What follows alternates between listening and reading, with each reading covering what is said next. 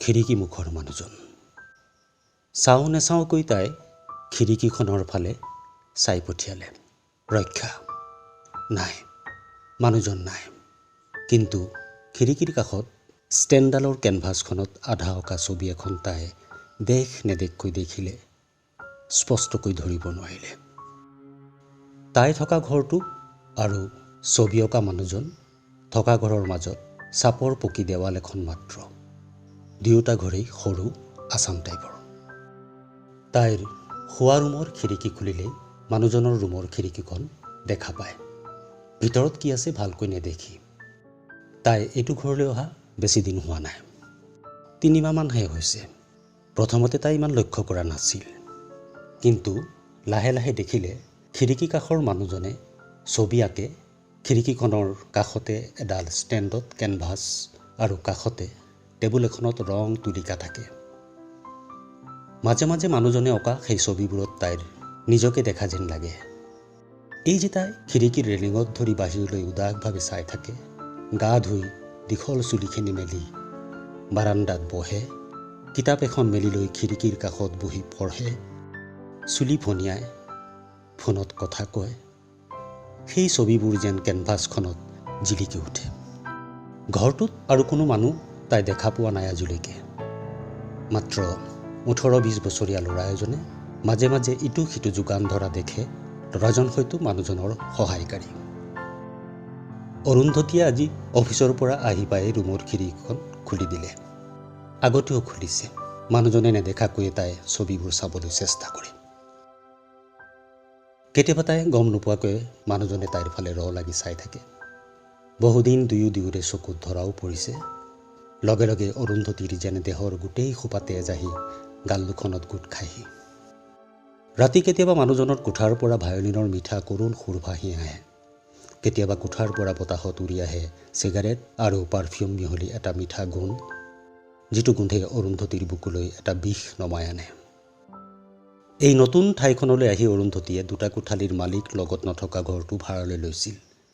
অফিচৰ ওচৰতে হোৱাত ঘৰটো তাইৰ বাবে সুবিধাজনক হৈছিল। ঠাইখনৰ লগত ভালদৰে চিনা পৰিচয় হওঁতে কিমান দিন যে পাৰ হৈ গ'ল তাই ধৰিবই নোৱাৰিলে। আজি 3 দিন ধৰি মানুহজনৰ কোঠাৰ খিৰিকীখন খোল খোৱা নাই। ভায়লিনৰ সুৰটো শুনা নাই ৰাতি ৰাতি। কিয় জানো অৰুন্ধতীৰ মনটো অজানিতে উচপিচ লাগিল। সেইদিনা দেওবাৰ আছিল। তাই গা পা ধুই আকাশ নীলা শাৰীখন পিন্ধি যাওঁ নাযাওঁকৈ ওলাই গৈ মানুহজনৰ ঘৰ পালেগৈ। কলিং বেলটো টিপিলে। অলপ সময় অপেক্ষা কৰাৰ পিছত দুৱাৰখন খোল খালে। সদায় দেখা ল'ৰাজনে দুৱাৰখন খুলি ভিতৰলৈ সোমাই গ'ল। পিছে পিছে হুইল চেয়াৰত বহি মানুহজন। তাই হতবাক হৈ পৰিল। আহক, ভিতৰলৈ সোমাই আহক। তাই ইতস্তত বোধ কৰিছিল যদিও তেওঁক উপেক্ষা কৰিব নোৱাৰি ভিতৰত গৈ বহিল। নমস্কাৰ, মোৰ নাম নীলাক্ষ দুৱাৰা। আচলতে আপুনি নতুনকৈ অহা মানুহ হিচাপে ময়ে আপোনাৰ সৈতে প্ৰথমে চিনাকি হ'ব লাগিছিল, কিন্তু দুখিত, বিশেষ কিছু কাৰণত সেইটো হৈ নুঠিল। তেওঁ কিছু অসুস্থতা বোধ কৰি থকা বাবে এইকেইদিন ছবি অঁকা নাই বুলি তাইক জানিবলৈ দিলে। নিৰ্দিষ্ট 2-এটা বাক্য বিনিময়ৰ পিছত অৰুন্ধতী ৰুমলৈ ঘূৰি আহিল।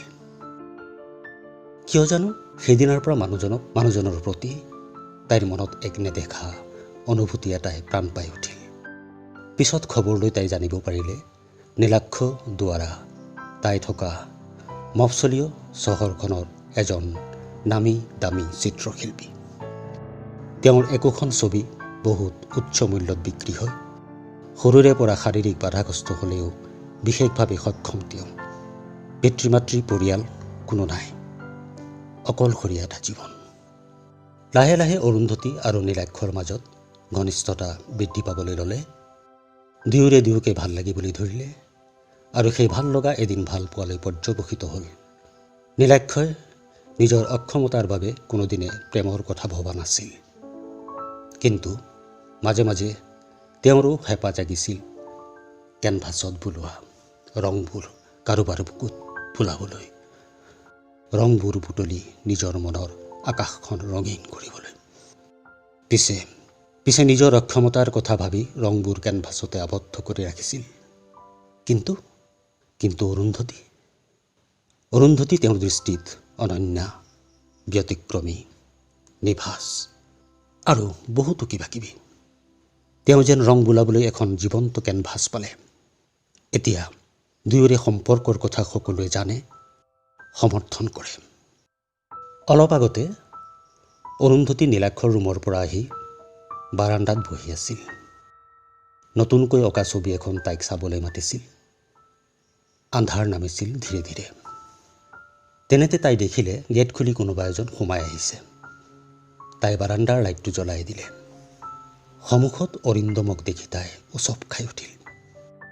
সৌজন্যতাৰ খাতিৰত তাক বাৰাণ্ডাতে বহিবলৈ দিলে। 2 বছৰ হ'ল তাই অৰিন্দমক এৰি অহা। ঠিক এৰি অহা নহয়, অৰিন্দমে তাইৰ হৃদয় ভঙাৰ পিছতে তাই ট্ৰেন্সফাৰ লৈ ইয়ালৈ বহু দূৰলৈ গুচি আহিছিল। সেই অৰিন্দমে আজি কি বিচাৰি আহিছে?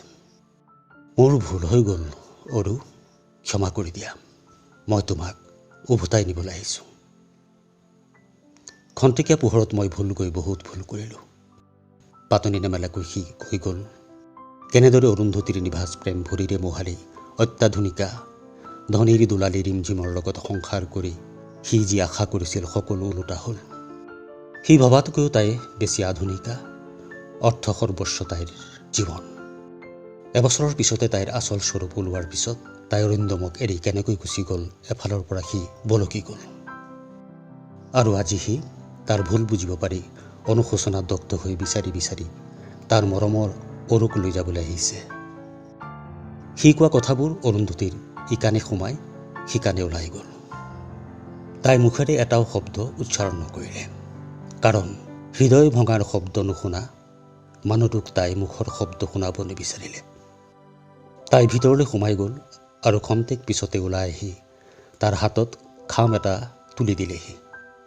অৰিন্দমে বাৰাণ্ডাৰ লাইটৰ পোহৰতে খামটো খুলি ভিতৰৰ কাগজখন পঢ়িবলৈ মেলি ল'লে। এন্ধাৰতে তাৰ মুখখন কোলা পৰা দেখিবলৈ পালে অৰুন্ধতীয়ে। প্ৰজাপতয়ে নমঃ।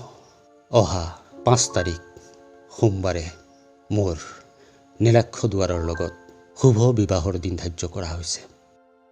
আশা কৰোঁ আপোনাৰ উপস্থিতি আৰু আশীৰ্বাদে আমাক ধন্য কৰিব। অৰুন্ধতী চৌধুৰী। সি আৰু পঢ়িব নোৱাৰিলে।